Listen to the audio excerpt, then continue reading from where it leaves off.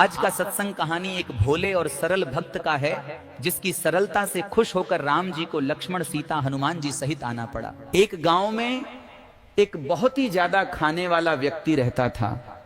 वो बिल्कुल सरल, सीधा और भोला भाला। काम धाम से उसका कोई विशेष नाता नहीं था। उसकी पत्नी इससे बहुत परेशान रहती थी। रोज कहती, क्यों जी, कुछ काम धंधा करो, कुछ कमा के लाओ।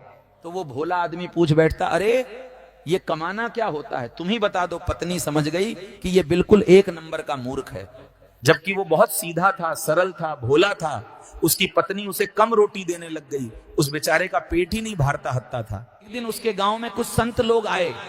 तो जब संत आए तो उसने देखा कि संतों का पेट बड़ा बड़ा था। उसको लगा कि इन्हें तो बहुत खाने को मिलता है, अगर मैं भी इनके जैसे बन जाऊं तो मुझे भी बहुत खाने को मिलेगा। तो वह धीरे से एक संत गुरुजी के पास गया और बोला, गुरुजी हमें भी अपनी टीम में शामिल कर लो। संत गुरुजी ने बोला, हमारी टीम में आके तो क्या करेगा? वो बोला, खाऊंगा। आप लोग अच्छा अच्छा खाते हैं, हम भी खाएंगे। गुरुजी जोर जोर से हंसने लगे और बोले, तुम्हें खाना मिलेगा लेकिन तुम्हें भजन गाने पड़ेंगे। उसने पूछा, भजन क्या होते हैं? गुरुजी ने कहा, राम राम सीताराम का जाप करो। अब वो सीताराम सीताराम बोलने लगा और संतों के संग चला गया। जहां संत जाते वो भी संतों के साथ में जाता। जो संत सेवा करता है और सीताराम सीताराम जपता है, उसे केवल खाने की परवाह होती है। अगर उसके सामने 1 लाख रुपए भी रख दिए जाएं तो वो उन्हें छुएगा भी नहीं। उसे पता ही नहीं था कि पैसे का उपयोग कैसे किया जाता है। और उसको तो उसकी दाल रोटी से मतलब था, जब मिल जाए तब खूब पेट भर के खाता। और सीताराम सीताराम कहता रहता, साधु के संग चला जाता। जहां जहां साधु जाते पीछे पीछे उनके सामान उठा के चलता, सेवा करता। अब वो संतों के साथ जुड़ गया। संत घूमते घूमते अयोध्या पहुंचे। वहां आश्रम में गए। आश्रम में रोज 2 टाइम बहुत अच्छा भोजन बनता था। अगले दिन आश्रम में बढ़िया भोजन बना, अच्छी खीर बनी, मालपुए बने। इस भगत ने भोजन कर और खुश होगा, अरे वो यहाँ तो बहुत अच्छी खीर मिल रही है, मेरी बीवी ने तो आज तक खीर बना के नहीं खिलाई और ना ही मालपुआ खिलाया। सीताराम सीताराम जपने लगा। वो रोज जाके रसोई के पास बैठ जाता और खुशबू लेता रहता और सोचता, आज क्या बन रहा है। बेचारा बैठा इंतजार करता रहता है। बड़ा भोला था, बैठ करके सीताराम सीताराम जपता। पूजा पाठ तो आती नहीं थी। फिर कई दिन बाद एकादशी का व्रत आ गया है। रसोई घर में कुछ भी नहीं बन रहा है। रसोई ठंडी पड़ी थी अभी। यहाँ रसोई के पास बैठ गया और देखा आज तो कुछ भी नहीं बन रहा है। तो उसने रसोईया से पूछा, भैया आज यहाँ खाना क्यों नहीं बन रहा है? रसोईया ने कहा, भोले क्या तुम्हें नहीं पता आज एकादशी है? उसने उसका नाम भोला रखा था। उसने कहा, अच्छा ये एकादशी क्या है? रसोईया ने कहा, एकादशी के दिन साधु संत कुछ खाते नहीं, आज हम सबका व्रत है। भोले ने कहा, व्रत क्या होता है बेटा? कुछ ना खाने का नाम ही व्रत है। तुरंत अपने गुरुजी के पास दौड़ लगा कर गया, गुरुजी आज तो हम भूखे मर जाएंगे। गुरुजी बोले, क्यों, क्या हुआ, बोल। आज कोई एकादशी नाम की बहन आई हुई है, वो कह रही है कि कोई आज भोजन नहीं खाएगा। गुरुजी हंस पड़े और बोले, बेटा आज एकादशी का व्रत है, आज साधु संत कुछ नहीं खाते, व्रत रखते हैं। भोला बोला, गुरुजी इस एकादशी को भगाओ यहां से, ये तो मुझे भूखा ही मार डालेगी। बेचारा इतना भोला कि उसे पता ही नहीं एकादशी क्या होती है। गुरुजी बोले, अच्छा बता तो कैसे मर जाएगा? वो बोला, मैं खाऊंगा नहीं तो मर जाऊंगा। गुरु ने कहा, बस एक ही दिन की बात है, खाना मत खाओ।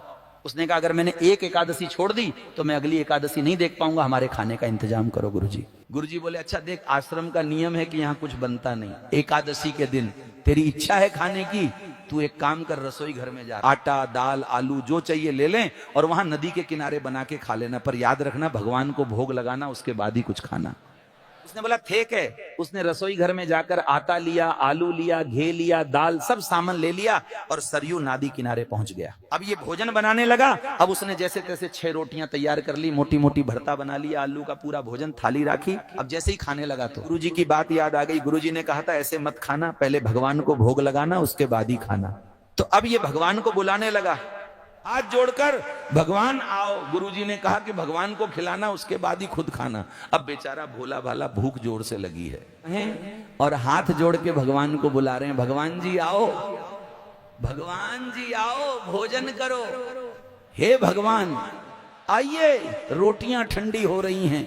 उसकी भोली पुकार पे भगवान राम आए और साथ में माता सीता भी आई। उसने प्रेम से पत्तल लगाई, धीरे धीरे रोटियां खत्म होती गईं। अंत में उसके हिस्से सिर्फ 1 रोटी बची। उसने रोते हुए वही रोटी खाई। दूसरी एकादशी से पहले वो गुरुजी के पास गया, गुरुजी पिछली बार 2 भगवान आए थे, दूसरी बार जरा ज्यादा आटा दिलवा दीजिए। दूसरी एकादशी आई, इस बार उसने ज्यादा रोटियां बनाई। भगवान को बुलाया, राजा राम आइए, सीता जी को भी साथ लाइए। इस बार राम सीता के साथ लक्ष्मण जी और हनुमान जी भी आ गए। चारों ने प्रेम से भोजन किया, फिर भी अंत में भक्त के हिस्से सिर्फ एक रोटी ही बची। तीसरी एकादशी से पहले उसने गुरुजी से कहा, गुरुजी इस बार 20 किलो आटा दिलवा दीजिए, भगवान बहुत ज्यादा खाते हैं। इस बार उसने पहले कुछ नहीं बनाया, पहले भगवान को बुलाया, राजा राम आइए, सीता जी, लक्ष्मण जी, हनुमान जी, सबको साथ लाइए। इस बार पूरा परिवार आ गया, चारों भाई, चारों माताएं, हनुमान जी और देवता भी। वो घबरा गया, हे प्रभु अब तो मेरे हिस्से कुछ भी नहीं बचेगा। तब उसने कहा, ये आटा है, ये आलू हैं, आप ही बनाइए और मुझे भी खिलाइए। माता सीता ने भोजन बनाया, खुशबू स्वर्ग तक पहुंच गई। आज तो माता जानकी ने भोजन बनाया है, वहां से सारे देवता धरती की ओर आने लगे, कहने लगे माता सीता का हाथ का भोजन बना है। भोले भगत ने जब आकाश की तरफ देखा तो देवताओं की भीड़ लगी। देवता ने कहा, हमें सिर्फ भोजन की एक दाना ही दे दो, एक तिनका ही दे दो, हम तक पहुंचा दो, हम माता पिता के हाथों का भोजन प्रसाद के रूप में खाएंगे। अब इसके गुरुजी छिप करके देख रहे थे, गुरुजी उसके पास गए। गुरुजी को देखकर भोले भगत ने कहा, गुरुजी पिछली बार एक भगवान को बुलाया था तो 2 आ गए थे, फिर 4 को बुलाया तो 9 आ गए। गुरुजी बोले, कहां हैं तेरे भगवान, हमें तो नजर नहीं आ रहे हैं।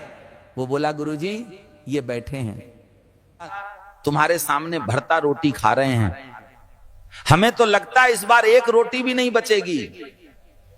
गुरुजी बोले, हमें तो नजर नहीं आ रहे तेरे भगवान।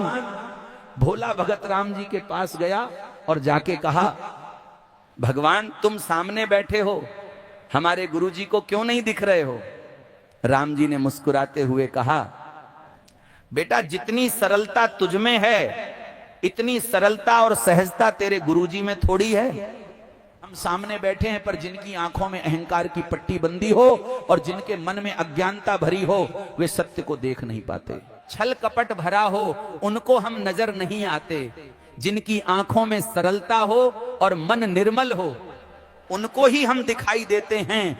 तब भोला भगत चरणों में गिरकर बोला, भगवान हमारे गुरुजी को भी दर्शन दे।